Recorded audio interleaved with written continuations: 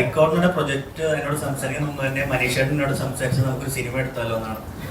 അപ്പൊ പറഞ്ഞു പിന്നെ ഒരു 10 കോടിക്ക് ഒരു സിനിമ എടുക്കാൻ പറ്റുമോ? ഞാൻ പറഞ്ഞു സിനിമയെ പറ്റി ഒന്നും അറിയത്തില്ല ഇവർക്ക്, കാരണം ഇവര് ഒരു ബിഗിനേഴ്സ് ആണ്. പിന്നെ പ്രൊഡക്ഷൻ ചെയ്യണം എന്നുള്ള വളരെ ആഗ്രഹമുണ്ട്. എനിക്ക് ശരണ്യ ഒരു 2 years ആയിട്ട് പ്ലാൻ ചെയ്യുന്നത് സിനിമ പറഞ്ഞാൽ ചെയ്യണം. അപ്പൊ ഒരുപാട് ഡയറക്ടേഴ്സ് സംസാരിക്കുന്നുണ്ട്, കഥ കേൾക്കുന്നുണ്ട്. അപ്പൊ ഞാൻ മനീഷനോട് പറഞ്ഞു നിങ്ങൾ ഈ പ്രൊഡക്ഷൻ എന്താ സംഭവം എന്ന് മര്യാദക്ക് പഠിക്കുക. അപ്പൊ നമുക്ക് ഇങ്ങനൊരു സംഭവം ചെറിയൊരു പരിപാടി ചെയ്യാം, ഇങ്ങനെ നമുക്കൊരു സോങ് പോലെ ചെയ്യാമെന്ന് പറഞ്ഞു. അങ്ങനെയാണ് സ്കൈ കോഡ് എന്നുള്ള സംഭവം. അത് പുള്ളി ബ്രോ കോഡിൽ നിന്ന് കടമെടുത്താണ്.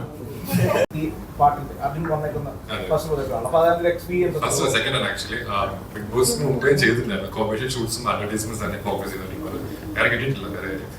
ബിഗ് ബോസ് കഴിഞ്ഞാണ് എനിക്ക് ഓപ്പർച്യൂണിറ്റീസ് വന്നു തുടങ്ങിയത്. So second one actually.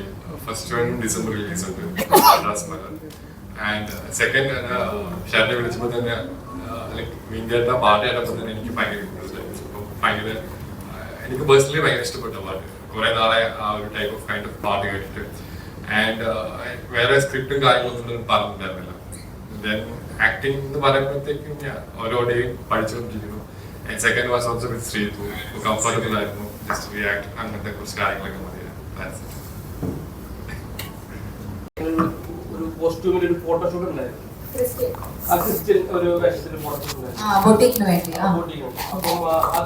അപ്പൊ അത് ചെയ്തപ്പോ ഒരുപാട് ആൾക്കാർ നിങ്ങൾ ഒരുമിച്ചു കല്യാണം കഴിഞ്ഞു എന്നൊക്കെ ഒരുപാട് കമന്റുകളൊക്കെ വരാറുണ്ട്.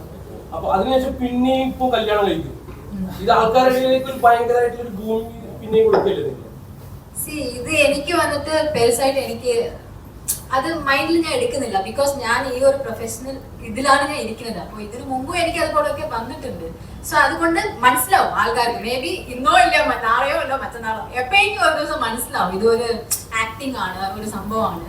അപ്പൊ ഇത് പറയുന്നത് ഇല്ല.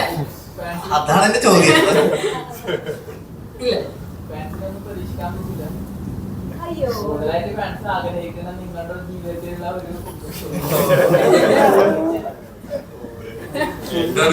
ഫാൻസ് എന്ന് പറഞ്ഞ പിള്ളേർക്ക് ഇഷ്ടം ഞങ്ങളുടെ മൊമെന്റ്സ് കാണാനും അത് റീക്രിയേറ്റ് ചെയ്യുന്ന കാണാനും അല്ലെങ്കിൽ ഒരുമിച്ച് കല്യാണം അത് അങ്ങനെ പേഴ്സണലി എന്നോട് പറഞ്ഞിട്ടില്ല. അപ്പം പലർക്കും പല രീതിയിൽ പറയാം. സോ അവർ പേഴ്സണലി ഇഷ്ടപ്പെടുന്ന ഞങ്ങളുടെ മൊമെന്റ്സ് ബിഗ് ബോസിൽ കുറെ മൊമെന്റ്സ് അവർക്ക് ഇഷ്ടപ്പെട്ട ആൾക്കാരുണ്ട്. അത് പിള്ളേർ മാത്രമല്ല, ഏജ് ഇല്ല, കുറെ അച്ഛന്മാരും അമ്മമാരും കുറെ പേര് ഇഷ്ടപ്പെട്ടിട്ടുണ്ട്. സോ അവർക്ക് ആ മൊമെന്റ്സ് ഇപ്പം ബിഗ് ബോസ് ഇല്ലാത്തതുകൊണ്ട് എഗെയിൻ ലൈവ് റെക്കോർഡ് ചെയ്തവർക്ക് ഞാൻ കേട്ടിട്ടുണ്ട്.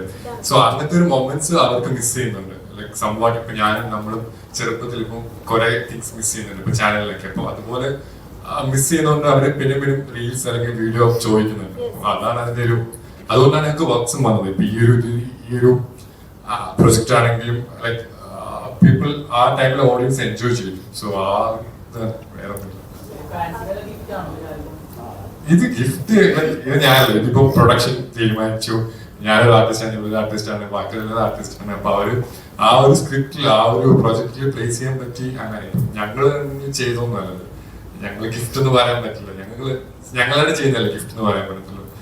ബട്ട് പ്രൊഡക്ഷൻ പറയുമ്പോൾ എന്താ പറയുക ഗിഫ്റ്റ് ആണ്.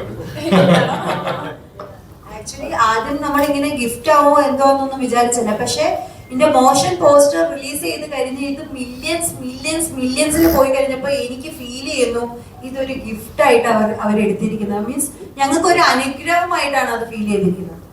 സീരിയസ്ലി ഇപ്പം അർജുൻ പറഞ്ഞ ഒരു സ്റ്റേറ്റ്മെന്റ് ഉണ്ട്, അതിൽ ഞാൻ തീർച്ചയായിട്ടും അക്സെപ്റ്റ് ചെയ്യുന്നു ആ കാര്യം. ഈ ബിഗ് ബോസിനകത്ത് ഇവരുടെ ഒരു തമാശ, ചിരി, കളി, ക്യൂട്ട്നെസ് ആണത്. അപ്പൊ ആ ഒരു സംഭവം ബിഗ് ബോസ് നിന്ന് കഴിഞ്ഞപ്പോ പല ആൾക്കാരും അത് മിസ് ചെയ്തിട്ടുണ്ടായിരുന്നു. അപ്പൊ ഇവരുടെ ഫാൻസ് അത് ഇങ്ങനത്തെ ഇന്റർവ്യൂ അല്ലെങ്കിൽ ഇങ്ങനത്തെ പ്രസ് മീറ്റ് അല്ലെങ്കിൽ അതിൽ കൂടെയാണ് അവര് റീകളക്ട് ചെയ്യുന്നത്, അവരത് ആഘോഷിക്കുന്നത്. സോ അതിനാണ് അവര് കൂടുതൽ ഡിമാൻഡ് ചെയ്യുന്നത്. നോട്ട് ഫോർ ഇവരുടെ പേഴ്സണൽ ലൈഫ് എന്താന്ന് അറിയാനല്ല ആക്ച്വലി.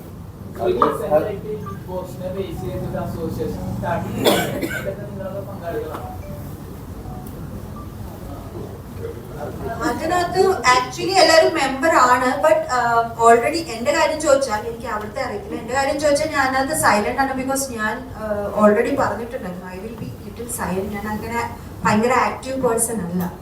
ഐ മീൻ ഗ്രൂപ്പ്സിലൊക്കെ യെസ് അതിനകത്ത് ഞാൻ മെമ്പറാണ്. അതിനകത്തുണ്ട്, ഞാൻ ജോയിൻ ചെയ്തിട്ടുണ്ട്. എല്ലാവരും ഉണ്ട്. അത് ആക്റ്റീവ് ആയിട്ടിരിക്കുന്ന ബോർഡ് മെമ്പേഴ്സ് ഒക്കെ. അതിനെപ്പറ്റി എനിക്ക് വലിയ ഐഡിയ ഇല്ല. ബെറ്റർ ആൾക്കാർ ചോദിക്കുന്നത് അർജുന ഇപ്പൊ ഈ പറഞ്ഞ പഴയ അതായത് ചെറുപ്പ കാലഘട്ടങ്ങളിൽ നമ്മൾ പഠിക്കുന്ന സമയത്തൊക്കെ ഇപ്പൊ ഏതെങ്കിലും രണ്ടുപേരെ ഏതൊരു പെൺകുട്ടിയെ കൂട്ടി നമ്മളെ പേര് പറയുമ്പോൾ ഗോസിപ്പ് ഇറങ്ങുമ്പോൾ ഓട്ടോമാറ്റിക് ചെറിയതായിട്ടെങ്കിലും ഉള്ളിൻ്റെ ഉള്ളിൽ ചിലപ്പോൾ ഒരു ഇഷ്ടമൊക്കെ തോന്നിപ്പോയിട്ടുണ്ടാവും. എന്ന് വെച്ച് കഴിഞ്ഞാൽ പോയിട്ടുള്ള ആൾക്കാരാണ് നമ്മൾ മലയാളികളിൽ മിക്കവർക്കും അത് തോന്നിയിട്ടുണ്ട്. അപ്പോൾ അതുപോലെ എപ്പോഴെങ്കിലും മനസ്സിൽ ഒരു ഇഷ്ടം ആ രീതിയിലുള്ള ഒരു ഇഷ്ടം തോന്നിയിട്ടുണ്ടോ? എനിക്ക് ഞാൻ എപ്പോഴും ഇന്റർവ്യൂവിലും ബിഗ് ബോസിലും പറഞ്ഞ എൻ്റെ ഒരു ഫീമെയിൽ വേർഷനാണ് എനിക്ക് തോന്നിയിട്ടുള്ളത്. എൻ്റെ ബെസ്റ്റ് ഫ്രണ്ടാണ്. ലൈക്ക് അതിപ്പം ഇത് ഞങ്ങളിപ്പോൾ നിങ്ങളിപ്പോൾ പുറത്തെങ്ങനെയാണ് ഞങ്ങൾ ഇത്രയും കാണുന്ന വീഡിയോസ് ഒക്കെ ഞങ്ങളിത് ക്രിയേറ്റ് ചെയ്തൊരു ബോണ്ട് ഷോയ്ക്കുള്ളിൽ തന്നെയുണ്ട്. അതിപ്പോഴും ഉണ്ട്. സ്റ്റിൽ അത് മുമ്പോട്ട് അതുപോലെ തന്നെയാണ്.